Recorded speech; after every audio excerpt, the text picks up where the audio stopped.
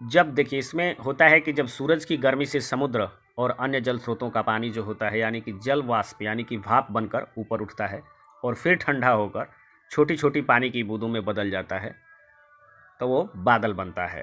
और जब ये बूंदें इतनी भारी हो जाती है कि बादल में टिकी नहीं रह पाती और वे गुरुत्वाकर्षण के कारण बारिश के रूप में धरती पर गिर जाती है।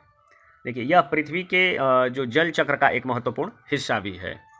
और इसका जो प्रक्रिया क्या है, प्रोसेस क्या है वर्षा का, इसके बारे में जानते हैं। देखिए इसमें पहला है वाष्पीकरण। पॉइंट है हमारा कि सूर्य की गर्मी से नदियों, झीलों और समुद्रों का पानी गर्म होकर जल वाष्प में बदल जाता है और हवा में मिल जाता है। और दूसरा है संघनन।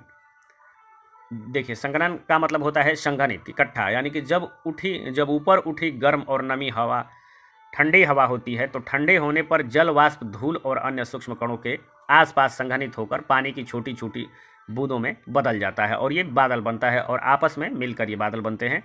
फिर बारिश का होना संभव लगभग तय हो जाता है। तो आइए इसके बारे में हम डीपली समझते हैं कि वर्षण या वर्षा क्या है। देखिए वर्षा की प्रक्रिया होती है जो इसके लिए क्या आवश्यक है वर्षा के लिए, और वर्षा का प्रकार है जो के बारे में हम देखते हैं कि वर्षा की प्रक्रिया क्या है।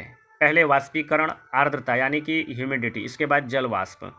तो इसको अगर एक प्रोसेस से समझें, जैसे कि वायु में हमारा पर्याप्त जल की मात्रा, वायु का आरोहण होता है, फिर एक टेम्परेचर पे फिट होता है और इसके जो नेक्स्ट जो प्रोसेस है वो सापेक्ष आर्द्रता है यानी कि एब्सोल्यूट ह्यूमिडिटी है। फिर से एब्सोल्यूट ह्यूमिडिटी 100% होनी चाहिए और वायु का संघनन होना चाहिए, संतृप्त होना चाहिए। इसके बाद से संघनित होना चाहिए, फिर वर्षा होती है। जल वाष्प और हमारा जो होता है एक हिमांक बिंदु है जिसमें बर्फ़ के छोटे छोटे कण या टुकड़े होते हैं। और वर्षण के जल चक्र से संबंधित एक ऐसी प्रक्रिया है ये कि जिससे अंतर्गत संघनित जल के बूंद या जो बर्फ़ के कण है गुरुत्वाकर्षण बल के कारण बादलों से पृथ्वी की सतह की ओर आता है।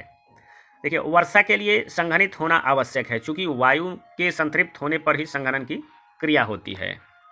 इसीलिए वायु का आरोहण के समय जो प्रसरण के कारण होता है, प्रसरण के कारण क्या मतलब कि एडिस्टिक कूलिंग के कारण ही तापमान में कमी के कारण जो होता है हमारा एब्सोल्यूट ह्यूमिडिटी में वृद्धि के साथ साथ वायु के संतृप्त होने पर वर्षा के लिए अनुकूल स्थिति उत्पन्न होती है। क्योंकि किसी भी क्षेत्र में होने वाली वर्षा की मात्रा जो होता है वो एब्सोल्यूट ह्यूमिडिटी निर्धारित ही करती है, यानी कि सापेक्ष आर्द्रता निर्धारित करती है। इसीलिए जो होता है हमारा आर्द्र जो वायु होता है वो आरोहण के समय ही संघनित के कारण वर्षा के लिए अनुकूल स्थिति उत्पन्न होती है।